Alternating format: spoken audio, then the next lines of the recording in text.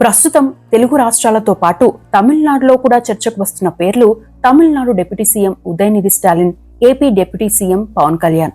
ఇటీవల AP deputy CM Pawan Kalyan Tirupati సభలో మాట్లాడుతూ, ఈ దేశంలో సనాతన ధర్మాన్ని తుడిచిపెట్టాలని చూస్తే సనాతన ధర్మమే మిమ్మల్ని తుడిచేస్తుంది అని వ్యాఖ్యానించారు. ఈ వ్యాఖ్యలు పరోక్షంగా గతంలో ఉదయనిధి స్టాలిన్ చేసిన వ్యాఖ్యలకు, రాహుల్ గాంధీ చేసిన వ్యాఖ్యలకు కౌంటర్ అని చెప్పవచ్చు. అయితే ఈ అంశంపై ఉదయనిధి స్టాలిన్ ను తమిళ మీడియా స్పందన కోరగా జస్ట్ వెయిట్ అండ్ సీ అంటూ బదులిచ్చారు. అయితే సోషల్ మీడియాలో మాత్రం పవన్ కళ్యాణ్ వర్సెస్ ఉదయనిధి స్టాలిన్ అనే చర్చ నడుస్తోంది. ఈ నేపథ్యంలో ఉదయనిధి స్టాలిన్ కి సంబంధించిన అంశాలు తెలుసుకుందాం. ఉదయనిధి స్టాలిన్ 1977 నవంబర్ 27న చెన్నైలో జన్మించారు. దిగ్గజ నేత కరుణానిధికి మనువడు. తల్లిదండ్రులు దుర్గా స్టాలిన్, తండ్రి స్టాలిన్ ప్రస్తుతం తమిళనాడు ముఖ్యమంత్రి. ఉదయనిధి చెన్నైలోని డాన్ బాస్కో స్కూల్లో చదివారు. లయోలా కాలేజ్లో విజువల్ కమ్యూనికేషన్స్ పూర్తి చేశారు. ఇక మురసోలి మారన్, కలిమోలి, దయానిధి మారన్, అజగిరి తదితరులంతా ఒకే కుటుంబానికి చెందినవారు. తమిళంలో హీరో కమ్ డైరెక్టర్ గా ఉన్న అరుల్నిధి ఉదయనిధికి సోదరుడవుతారు. ఈయన కుటుంబం సినిమాల్లో, రాజకీయాల్లో, టీవీలతో పాటు రియల్ ఎస్టేట్ రంగాల్లో ఉంది. వీరిలో కొందరు అవినీతి కేసులు ఎదుర్కొంటుండగా మరికొందరు జైళ్లకు కూడా వెళ్లి వచ్చారు. ఇక ఉదయనిధి తన స్టడీ కంప్లీట్ అయ్యాక సినిమాల్లోకి అడుగుపెట్టాడు. మొదట ఫిల్మ్ డిస్ట్రిబ్యూటర్ గా వ్యవహరించారు. రెడ్ జైంట్ మూవీస్ బ్యానర్ ను ఏర్పాటు చేసి 2008లో కారువి సినిమాను నిర్మించారు. 2009లో ఆదవన్, 2010లో అంబు సినిమాలతో పాటు 7M అరివు సినిమాను నిర్మించారు. 2012లో ఓరు కాల్ ఓరు కన్నడి సినిమాలో నటించారు. ఈ మూవీలో నిరుద్యోగ సమస్యపై పోరాడే పాత్రలో కనిపించారు ఉదయనిధి. ఈ సినిమాకు గాను ఉదయనిధి బెస్ట్ డెబ్యూ యాక్టర్ గా ఫిల్మ్ఫేర్ అవార్డును అందుకున్నారు. ఆ తర్వాత వనక్కం చెన్నై, ఇదు కతిరువేలన్ Kadhal, non బెండా, Jitu మానితన్, Saravanan ఇరక్క భయమేన్, ఓదువగా ఇమ్మనసు Thangam, ఇప్పుడై వెల్లుం, నిమిలి, కన్నై కలైమాన్, psycho, కన్నై నంబదేన్, Angel సినిమాలో నటించారు. హీరోగా తన తొలి సినిమా అయిన అదవాన్లో ఓ పనివాడుగా నటించారు ఉదయనిధి. తెలుగులో డైరెక్ట్ గా సినిమాలు చేయలేదు. కానీ తమిళంలోని ఓరుకల్ ఓరు కన్నడి సినిమా తెలుగులో ఒకే పేరుతో రిలీజ్ అయింది. ఇక 2014లో నటించిన ఇదు కతిరువేలన్ కాదల్ సినిమా తెలుగులో శ్రీనుగాడి లవ్ స్టోరీగా రీమేక్ అయింది. మొత్తం మీద నిర్మాతగా, డిస్ట్రిబ్యూటర్ గా 13 సంవత్సరాలుండగా హీరోగా 8 ఏళ్లలో 13 సినిమాలు చేశారు. దిగ్గజ నేత దివంగత కరుణానిధి మనోడిగా కంటే కూడా సొంత టాలెంట్ తో పైకి వచ్చిన సాధారణ హీరోగా తనను తాను ప్రూవ్ చేసుకునేందుకు ప్రయత్నిస్తున్నానని చెప్పేవారు. అయితే ఆయన నటించిన సినిమాల్లో 7 సినిమాలు మాత్రమే హిట్ అయ్యాయి. అందులోనూ పార్టీ కార్యకర్తలే ఆ సినిమాను హిట్ చేసినట్లు వార్తలు కూడా వచ్చాయి. అంతేకాకుండా తన సినిమాల్లో మాక్సిమం ఇతర రాజకీయ పార్టీలు వేస్ట్ అనేట్లు ఎక్కడో ఓ చోట హిడెన్ మెసేజ్ ఉండేదనే కామెంట్స్ వచ్చాయి. గతంలో కరుణానిధి కూడా సినిమాల్లో నటించడంతో పాటు 75 సినిమాలకు కథలు అందించారు. పలు పుస్తకాలు రాశారు. అలా అడుగడుగున తాత వారసత్వాన్ని ఆయన పేరు ఎత్తకుండానే నిత్యం గుర్తు చేసే వ్యక్తిగా పేరు తెచ్చుకున్నారు ఉదయనిధి. ఇక రాజకీయాల్లో కూడా తాత, తండ్రి స్టైల్నే ఎంచుకున్నారు. ఆయన తండ్రి స్టాలిన్ దాదాపు 25 ఏళ్ల పాటు డిఎంకే పార్టీ యువజన విభాగంలో చేశారు. 2019లో రాజకీయాల్లోకి వచ్చిన ఉదయనిధి కూడా ఆ పార్టీ యువజన విభాగ కార్యదర్శిగా నియమితులయ్యారు. రాజకీయాల్లోకి వచ్చాక అప్పట్లో కేంద్ర, రాష్ట్రాల్లో ఉన్న బీజేపీ, అన్నా డిఎంకే కూటమి ప్రభుత్వంపై నిత్యం విమర్శలు చేసేవారు. ఆందోళనకు దిగేవారు. 2021 అసెంబ్లీ ఎన్నికల్లో పార్టీ తరపున రాష్ట్రమంతా ప్రచారం చేశారు. అయితే ఎన్నికల సమయంలో టికెట్ల కేటాయింపు విషయంలో ఆ పార్టీ ఓ పద్ధతిని పాటిస్తుంది. ఆయా నియోజకవర్గాల్లో ఆస్పిరెంట్ల పట్ల ప్రజల్లో ఉన్న అభిప్రాయం తీసుకోవడంతో పాటు అభ్యర్థులకు ఇంటర్వ్యూలు నిర్వహిస్తోంది. ఉదయనిధి స్టాలిన్ కూడా ఆ ఇంటర్వ్యూలకు హాజరయ్యారు. తాను కరుణానిధి ఫ్యామిలీ కోటాలో కాకుండా డైరెక్ట్ గా టికెట్ తెచ్చుకున్నారనే పేరు తెచ్చుకున్నారు. అలా 2021 ఎన్నికల్లో చెపాక్, తిరువల్లికేని నియోజకవర్గం నుండి ఎమ్మెల్యేగా గెలుపొంది తొలిసారిగా అసెంబ్లీలోకి అడుగుపెట్టారు. ఆ ఎన్నికల్లో తన సమీప పీఎంకే అభ్యర్థి ఏవీకే కాసర్లిపై దాదాపు 69,355 ఓట్ల మెజార్టీతో గెలుపొందారు. ఆ ఎన్నికల్లో 234 స్థానాలున్న తమిళనాడులో డిఎంకే సారథ్యంలోని సంకీర్ణ కూటమి 159 నియోజకవర్గాల్లో గెలిచి ప్రభుత్వాన్ని ఏర్పాటు చేసింది.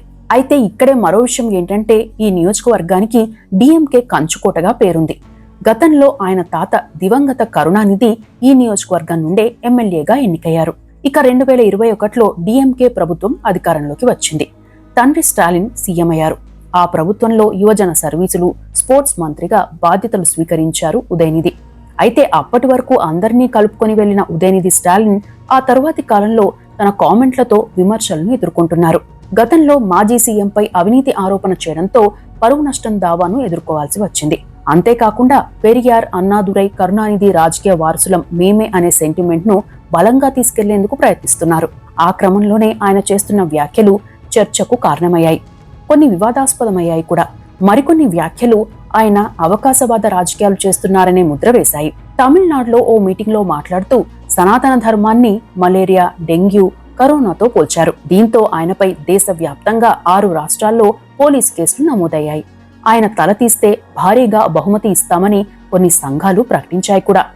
అయితే దేశవ్యాప్తంగా నమోదైన కేసులను ఒకే చోట విచారణ చేపట్టాలని కోరుతూ ఉదయనిధి సుప్రీంకోర్టును ఆశ్రయించారు. ఈ పిటిషన్పై విచారణ జరిపిన సుప్రీంకోర్టు ఉదయనిధిపై తీవ్ర ఆగ్రహం వ్యక్తం చేసింది. రాజ్యాంగం ఇచ్చిన హక్కులను మీరే అగౌరవపరుచుకున్నారని, మీరే ఉల్లంఘించారని, మళ్లీ వాటికి భంగం కలిగిందని కోర్టుకి వస్తారని, మీరు చేసే వ్యాఖ్యలకు ఎలాంటి పరిణామాలుంటాయో మీకు తెలీదా అని మందలించింది సుప్రీంకోర్టు. అయితే తన వ్యాఖ్యల ఉద్దేశం వేరని, సమాజంలో ఉన్న కొన్ని చెడు సంప్రదాయాలు ఏ మతంలో ఉన్నా నిర్మూలించాలనేదే తన ఉద్దేశమని, సనాతన ధర్మంలో ఉన్న చెడును నిర్మూలించాలనేదే తన ఉద్దేశమని వివరణ ఇచ్చారు. అయితే క్షమాపణ చెప్పేందుకు నిరాకరించారు. అయితే ఇలాంటి అంశాల విషయంలో పెరియార్, ద్రవిడ, కరుణానిధి చెబుతున్న అంశాలను ప్రతిసారి తెరపైకి తెచ్చే ఉదయనిధి కొన్ని విషయాల్లో తన పరువును తానే తీసుకున్నారని కొన్ని పార్టీలు విమర్శించాయి. కొన్నిసార్లు తాను క్రైస్తవునని చెప్పేందుకు గర్విస్తున్నానని వ్యాఖ్యానించారు. మరికొన్నిసార్లు నాస్తికుడిగా చెబుతారని, మొత్తంగా ఓ మతం టార్గెట్ గా నిత్యం రగిలిపోతూనే ఉంటారనే కామెంట్లు వచ్చాయి. అందుకు ఒక ఉదాహరణ చెప్పవచ్చు. తాను అన్ని మతాలను గౌరవిస్తారని చెప్పేందుకు ఓసారి తన భార్యతో ఉన్న ఫోటోను ట్వీట్ చేశారు. ఆ ఫోటోలో ఆయన భార్య వినాయకుడి ఫోటో పట్టుకుని ఉంది. దీంతో కొందరు కార్యకర్తలు, పెరియారిస్టులు ఆ ట్వీట్ ను వ్యతిరేకించారు. రాజకీయంగా తనకు ఇబ్బంది వస్తుందని భావించిన ఉదయనిధి స్టాలిన్ ఆ ట్వీట్ ను వెంటనే తొలగించారు. అయితే చర్చిలకు వెళ్లిన టైం, ఇతర మతాల ప్రార్థనా మందిరాలకు వెళ్లిన టైంలోని ఫోటోలను, వీడియోలను కొనసాగిస్తారని, అలాంటి సమయాల్లో మాత్రం ఎలాంటి వ్యతిరేకత రాదనే చర్చ కూడా ఉంది. ఇలాంటి పలు అంశాల్లో విమర్శలు ఎదుర్కొన్నారు ఉదయనిధి. ఇక్కడే మరో అంశం కూడా ఉంది. దేశంలోనే ఎక్కువగా హిందూ టెంపుల్స్ ఉన్న రాష్ట్రం తమిళనాడు. పలు పార్టీలకు ఆ టెంపుల్స్ మంచి ఆదాయ వనరు కూడా. ఆ టెంపుల్స్ కి ఉన్న లక్షలాది ఎకరాల భూములపై కన్నేసిన పార్టీలు నిత్యం అక్కడ దేవాలయాలపై ఆంక్షలు పెడుతూనే ఉంటాయి. అతి జోక్యాన్ని ప్రదర్శిస్తుంటాయి కూడా. ఈ విషయంలో గతంలో సుప్రీంకోర్టు జారీ చేసిన ఆదేశాలను కూడా తమిళనాడులోని డిఎంకే, ఏఐఏడిఎంకే లాంటి పార్టీలు పట్టించుకోవు. టెంపుల్స్ కి ఉన్న భూములను చేజిక్కించుకోవాలంటే మరో వర్గాన్ని రెచ్చగొట్టే కార్యక్రమం చేపట్టడం నిత్యకృత్యంగా కనిపిస్తుంది. అందుకే ఓ మతాన్ని టార్గెట్ చేసి రాజకీయాలు చేస్తుంటాయని చెబుతారు. ఈ విషయంలో డిఎంకే పార్టీ చాలా ఉత్సాహం చూపిస్తుందనే కామెంట్లు కూడా వచ్చాయి. మరో విషయం ఏంటంటే, ఈ పార్టీలోని ముఖ్య నేతల కుటుంబాల్లో నిత్యం దైవారాధనలు జరుగుతాయి. స్టాలిన్ భార్య అంటే ఉదయనిధి తల్లి దుర్గా సనాతన ధర్మాన్ని, హిందూ ధర్మాన్ని పాటిస్తారని, ప్రతి దసరా సమయంలో ఉపవాసం ఉంటారని, దుర్గా పూజను అత్యంత నిష్ఠతో చేస్తారనే కామెంట్లు వచ్చాయి. కానీ ఈ నాయకులు బయటికి వచ్చి చేసే ప్రసంగాలు వేరుగా ఉంటాయని చెబుతున్నారు. వీరే కాదు, ఇదే పరిస్థితి దేశవ్యాప్తంగా పలు పార్టీల్లో కనిపిస్తుంది. తాము నాస్తికులం అని చెబుతూనే దేవుడి దయ అని చెబుతుంటారు కూడా. కాకపోతే తమిళనాడులోని కొన్ని ప్రాంతాల్లో మరీ ఎక్కువగా ఉంటుంది. రాజకీయ పార్టీలు కూడా తమ స్వార్థం కోసం అలాంటి రాజకీయాలకే ప్రాధాన్యమిస్తాయి.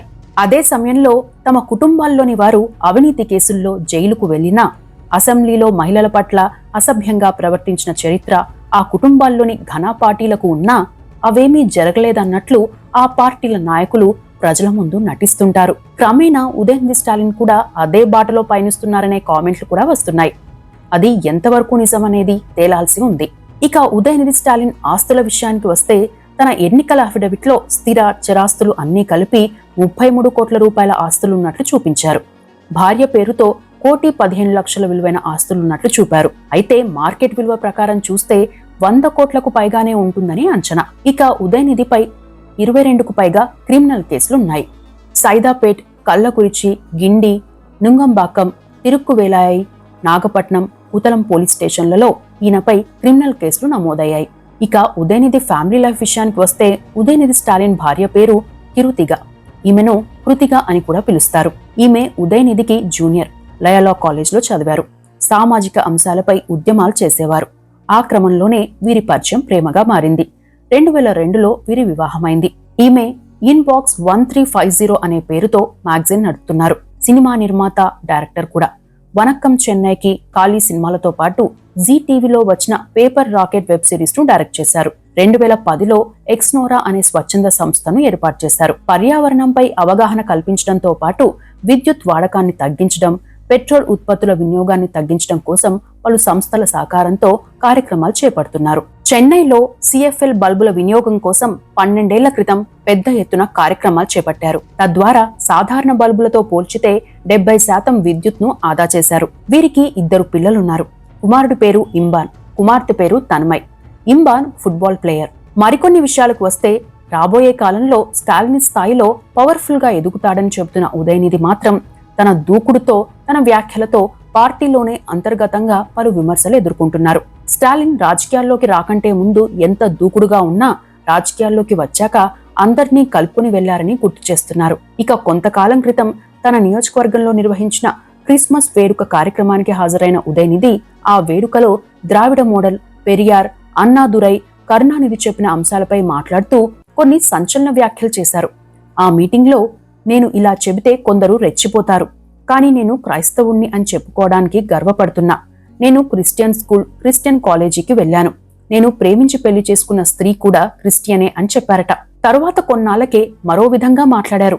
తాను, తన భార్య నాస్తికులమని చెప్పాడు. మళ్లీ కొన్నాళ్ల తర్వాత గణేష్ చతుర్థి సందర్భంగా తన కుమార్తె గణేష్ మూర్తిని పట్టుకుని ఉన్న ఫోటోను షేర్ చేశారు. అయితే విగ్రహారాధనను వ్యతిరేకించే డిఎంకే పార్టీ వారసుడు ఇలా చేయడం ఏంటనే విధంగా కొందరు ఛాందసవాదులు, పెరియారిస్టులు కొన్ని కామెంట్లు చేశారు.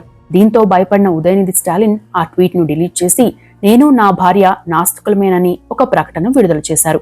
మొత్తం మీద రాజకీయాల్లోకి వచ్చి రాగానే క్రైస్తవుల ఓట్లు, పెరియారిస్టుల ఓట్ల కోసమే ఉదయనిధి స్టాలిన్ ఇలా వ్యవహరిస్తున్నారు అనే విమర్శలు మొదలయ్యాయి. అయితే పార్టీ కార్యకర్తలు, అభిమానులు మాత్రం ఉదయనిధి స్టాలిన్ రాబోయే కాలానికి కాబోయే సీఎం అని వ్యాఖ్యానిస్తున్నారు. ఇక సినిమాల విషయంలోనూ ఉదయనిధిపై పలు విమర్శలున్నాయి. తన పలుకుబడితో తమిళనాడు సినిమా రంగాన్ని తన గుప్పెట్లో పెట్టుకుని ఆడిస్తున్నాడని, తనకు నచ్చని వారిని తొక్కేస్తున్నాడనే విమర్శలు ఉన్నాయి. ఇందుకు ఒకే ఒక ఉదాహరణ చెప్పవచ్చు. నడిగర్ అధ్యక్షుడిగా ఉన్న హీరో విశాల్ కొన్ని కామెంట్లు చేశారు. తమిళనాడులో ఓ డిస్ట్రిబ్యూషన్ కంపెనీ గుత్తాధిపత్యాన్ని ఇకపై భరించేది లేదంటూ సంచలన వ్యాఖ్యలు చేశారు. ఆ కంపెనీ ఎవరిదో కాదు, ఉదయనిధి స్టాలిన్దే. తాము చెప్పినట్లు వింటేనే సినిమాలు విడుదలవుతాయనే విధంగా ఒత్తిడి తెస్తారనే పేరు కూడా ఉంది. అప్పట్లో విశాల్ చేసిన ప్రకటన తమిళనాట ప్రకంపనలు రేపింది. దాదాపు 15 ఏళ్ల పాటు కొందరు నటులు మినహా నటులు ఎవరూ ఈ విషయాలపై మాట్లాడలేదు. చాలా మంది డైరెక్టర్లు, నిర్మాతలు బెదిరింపులు, బ్లాక్మెయిలింగ్లను ఎదుర్కొన్నా ఎవరూ మాట్లాడే ధైర్యం చేయలేదని, చాలా రోజుల తరువాత విశాల్ మాట్లాడాడనే టాక్ తమిళనాడులో వచ్చింది. అయితే ఇలాంటి ఇష్యూస్ వచ్చినప్పుడల్లా ఏదో ఒక వివాదాస్పద ప్రకటన చేసే ప్రభుత్వం ఆ ఇష్యూలను డైవర్ట్ చేస్తుందనే చర్చ కూడా ఉంది. మొత్తం మీద డిఎంకే వారసుడిగా పేరున్న ఉదయనిధి రానున్న కాలంలో ఎలాంటి అడుగులు వేస్తారో చూడాలి. ఇవి ఉదయనిధికి సంబంధించిన అంశాలు.